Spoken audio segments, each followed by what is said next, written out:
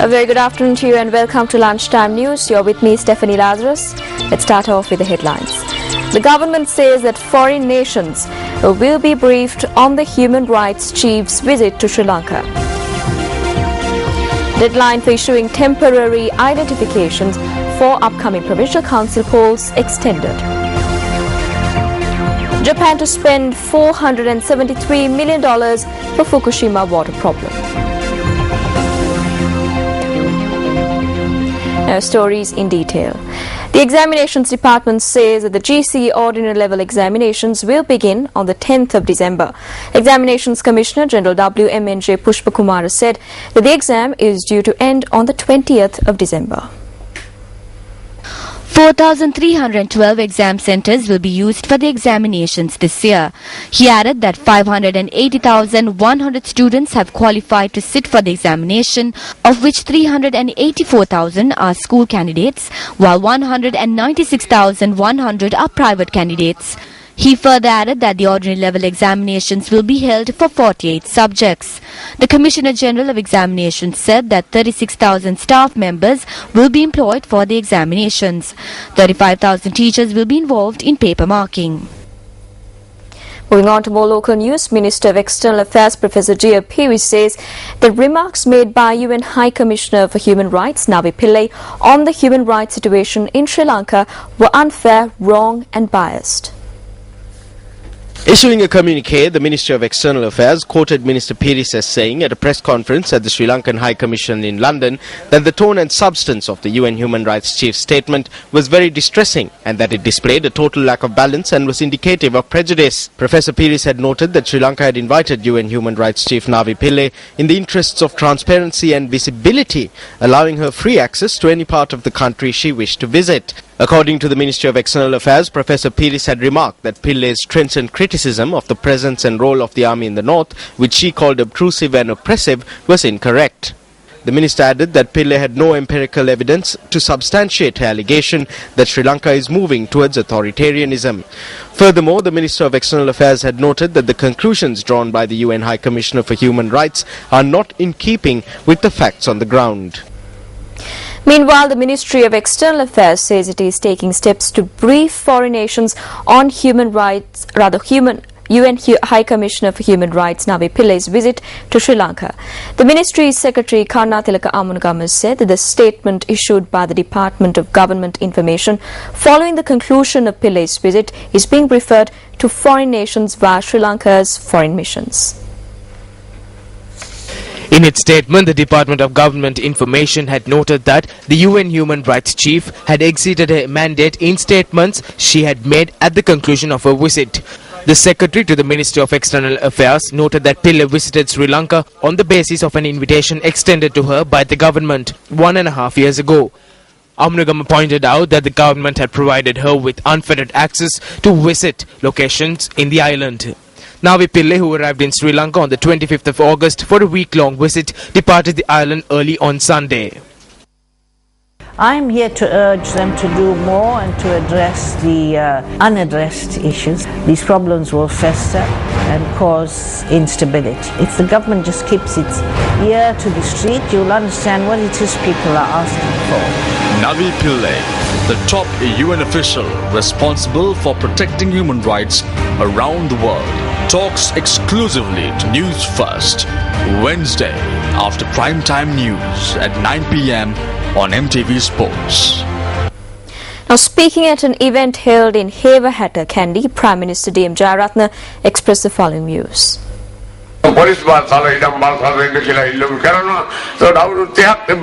Demands are being made for police and land powers. With the government having police and land powers, the war dragged on for 30 years.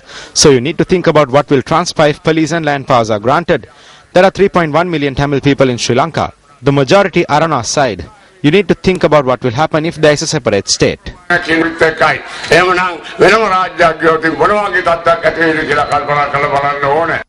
The Podgoravada scheme in Maharashtra and Hevahatta in Kandy was declared open yesterday by Prime Minister D.M. Jayaratne.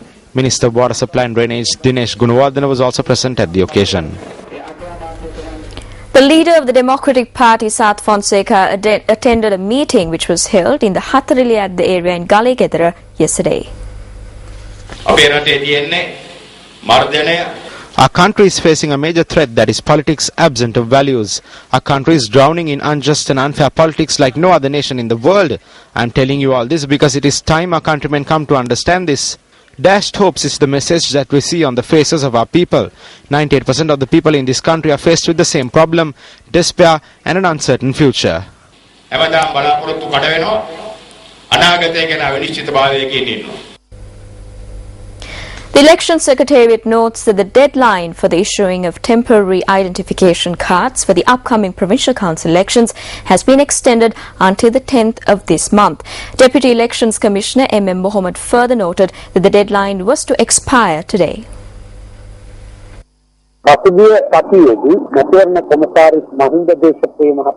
During an inspection tour of Jaffna undertaken by Elections Commissioner Mahinda Deshapriya last week, he had a discussion with party representatives. Election Commissioner Mahinda Deshapriya arrived at this decision after considering proposals put forward by party representatives at this discussion. Accordingly, prior to the 10th of this month, voters who do not possess valid photographic identification such as an NIC or passport can apply to their Grama Niladaris for temporary identification for the elections.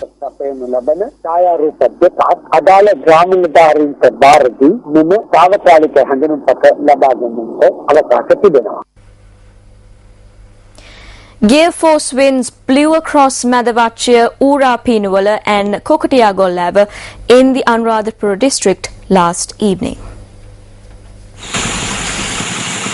The Disaster Management Centre in Anuradhapura said that around 6 houses have been destroyed as a result of the strong wind.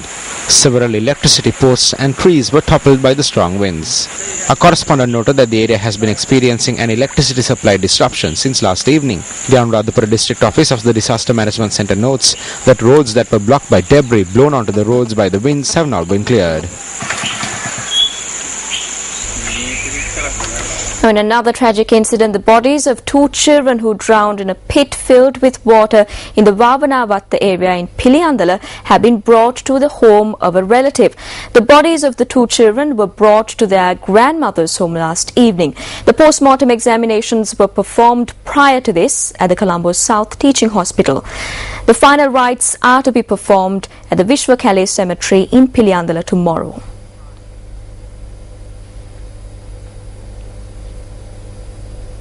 A Mahindodaya laboratory was declared open at Hezbollah Central College in Kurunagal yesterday by Minister of Education Bandula Gunawardena. Deputy Minister of Industry and Commerce Jayaratna Herath was also present at the occasion.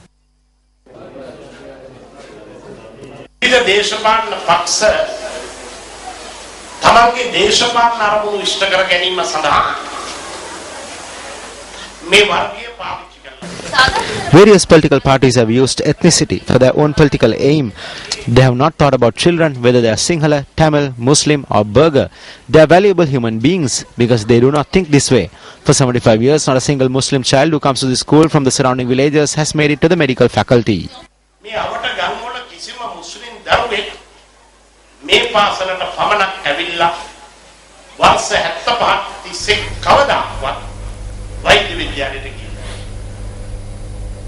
The 2013 Vidodaya Awards ceremony was held yesterday at the Sri Lanka National Library Services Auditorium.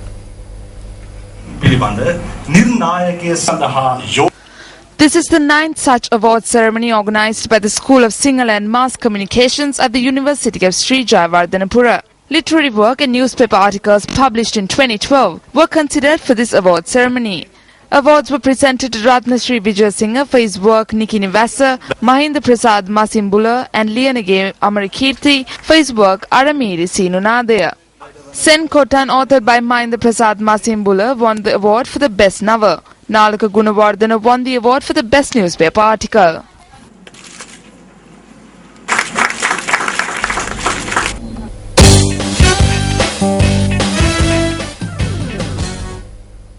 Starting off some sports news with some football news.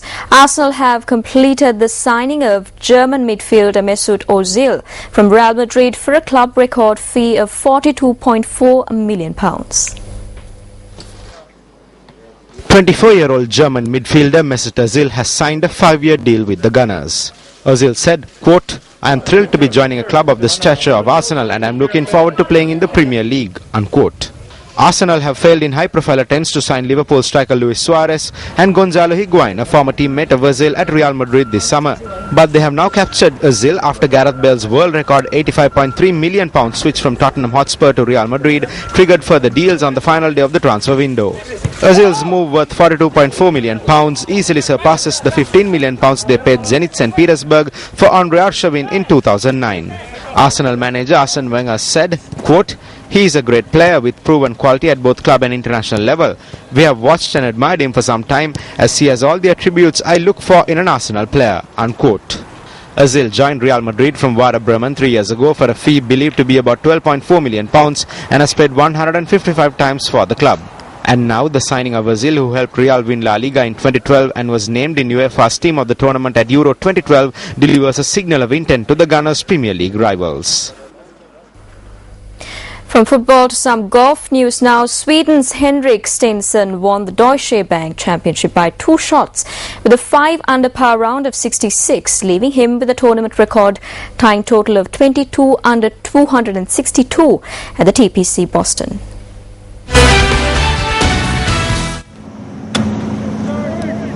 Stenson, enjoying a rich run of form, moves above Tiger Woods into a top spot in the standings after the second of the PGA Tour's 4 lucrative playoff events. The Sweden's victory was his first on the US circuit since the 2009 Players' Championship, but follows a second-place finish at the British Open and 3rd spot at the PGA Championships.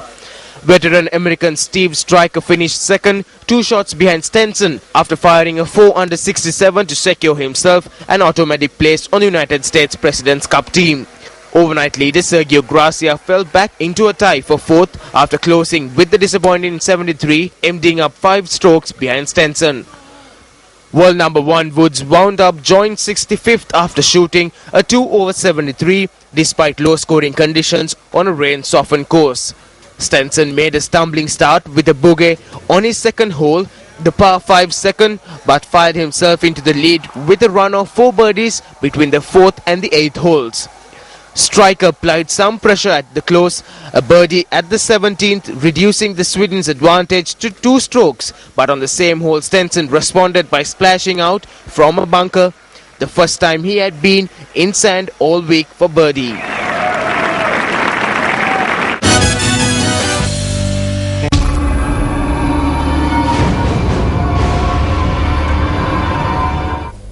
On Entertainment First this afternoon, we take a look at the ongoing State Children's Drama Festival. Plays in the limited and open category were staged yesterday at the State Children's Drama Festival.